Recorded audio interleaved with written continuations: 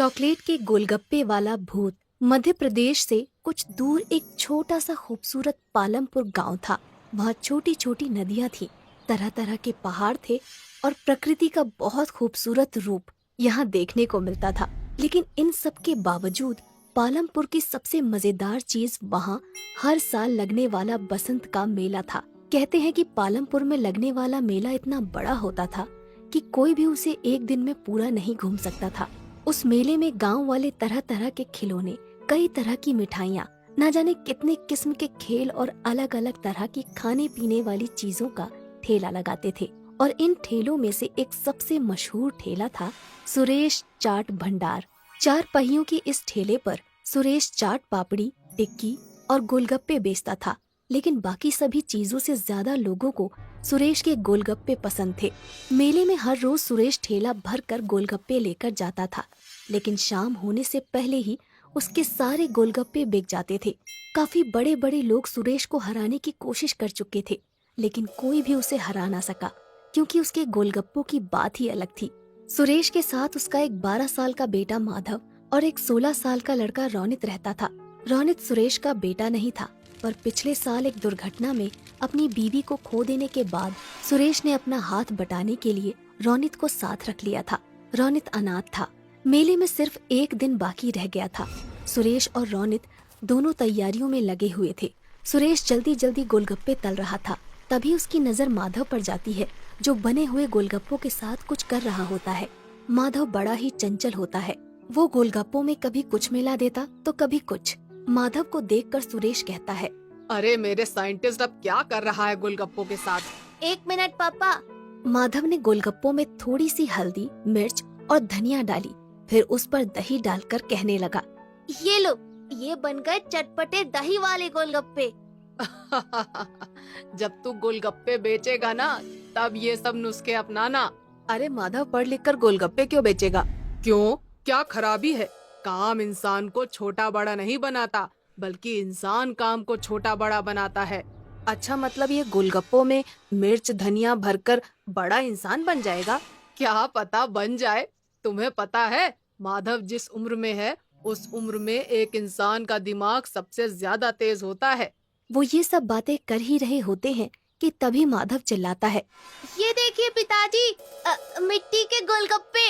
ये देखकर रोनित हंसने लगता है और कहता है,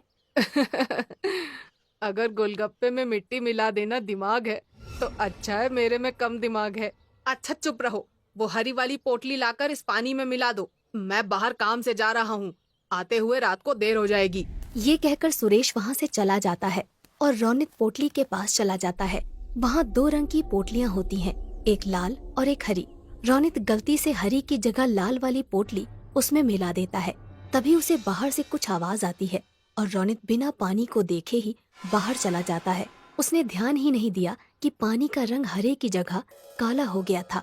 रात को जब सुरेश घर वापस आता है तो देखता है कि माधव अपने बिस्तर पर सो रहा होता है, पर रोनित घर में कहीं नहीं होता। सुरेश को लगता है कि वो काम खत्म करके अपने दोस्तों के साथ खेलने चला गया होगा। रात को सोने से पहले वो निश्चय करता है कि कल की तैयारी का सारा सामान देखकर सो जाएगा। वो चाट पापड़ी देखता है, जो कि बिल्कुल ठीक होती है। गोलगप्पे भी अच्छे ही दिख रहे होते हैं। फिर वो पानी के ड्रम से ढक्कन हटाता है और देखता है कि पानी भी देखने में बिल्कुल ठीक लग रहा है। उसका रंग भी आम तौर की तरह हरा ही है। सुरेश चैन की सांस लेता है और सो जाता है। अगले दिन सुबह सुबह सुरेश मेले में अपना ठेला लेकर पहुंच जाता है। सुरेश काफी थका हुआ था, क्योंकि रोनित अभी तक वापस नहीं आया था, इसलिए उसे अकेले ही सारा सामान ठेले पर लाद कर मेले में आना पड़ा। वो रोनित से गुस्सा भी था और उसे उसकी फिक्र भी हो रही थी। मेले में खड़ा सुरेश रोनित के बारे में सोच ही रहा था कि उसको एक आवाज आती है, भैया गोलगप्पे दो ना। जी देता हूँ। भैया जैसे पिछली बार खिलाए थे ना, तीखे वाले, वैसे ही देना। सुरेश ने उन्हें गोलगप्पे खिलाए। गोलगप्पे मुंह में रखते ही लड़की ने वापस बाहर निकाल दिया और कहा, ये क्या वाहियात गोलगप्पे हैं। सुरेश चौंक गया। लड़की ये कहकर वहाँ से चली गई और सुरेश ने एक गोलगप्पे में पानी भरकर अपने मुंह में रखा। उसने फौरन उसे बाहर निकाल दिया, क्योंकि गोलगप्पे का स्वाद सचमुच बहुत खराब था। जल्द ही ये खबर पूरे मेले में फैल गई और कोई भी सुरेश से गोलगप्पे लेने नहीं आया। शाम तक एक भी गोलगप्पा नहीं बिका। और परेशान होकर सुरेश वापस जाने लगा। वो अपना ठेला खींचता है और वापस जा रहा था कि उसने देखा कि मेले में एक नई दुकान लगी है जहाँ काफी भीड़ है। उसने पास जाकर देखा तो एक नई कंपनी गोलगप्पे बेच रही थी और लोगों की भीड़ वो गोलगप्पे खा रही थी। सुरेश इधर उधर नजर दौड़ा ही रहा था कि उसने देखा कि गोलगप्पे रौनित बेच रहा था। सुरेश समझ गया कि ये वही कंपनी है जो सुरेश को काम पर रखना चाहती थी, पर सुरेश के मना कर देने पर उन्होंने रौनित को पटाकर उसका काम खराब कर दिया। सुरेश कुछ नहीं बोला, उसने अपना ठेला लिया और चलने लगा। उसे इस बात का दुख नहीं था कि उसके गोलगप्पे नहीं बिके, पर इस बात का ज्यादा दुख था कि जिस रौनित को उसने अपने बच्चे की तरह पाला, उसने उसे धोखा दे दिया। यही सोचते सोचते वो घर पहुंच गया। उसे देखते ही माधव बहुत खुश हुआ और बोला, पापा, आप इतनी जल्दी आ गए और सारे गोलगप्पे वापस क्यों ले आए? वो बेटा, पता है मुझे, आप इसलिए लाए ना ताकि मैं नए गोलगप्पे बना सकूं। सुरेश ने मुस्कुराकर कहा। हाँ हाँ बेटा, जाओ नए गोलगप्पे बनाओ। ये सुनकर माधव खुश हो गया और कुछ गोलगप्पे लेकर वहाँ से चला गया। सुरेश वहीं बैठकर सोचने लगा कि कैसे अपने गोलगप्पे बेचने का काम दोबारा से शुरू करे। वो ये सब सोच ही रहा होता है कि माधव अचानक उसके सामने आकर कहता है, पापा, आ करो। अरे क्यों? आ करो ना। सुरेश ने अपना मुंह खोला और माधव ने एक काला सा गोलगप्पा उसके मुंह में डाल दिया। ये क्या डाल दिया मेरे मुंह में? क्या मिलाया है तूने इसमें? चॉकलेट। अच्छा। ये गोलगप्पे खाकर सुरेश के दिमाग में एक आइडिया आया ही होता है कि तभी माधव कहता है, ये लो पापा, ये भी खाओ। सुरेश मुंह खोलता है। इसमें क्या मिलाया है तुमने? मिट्टी और लाल मिर्च।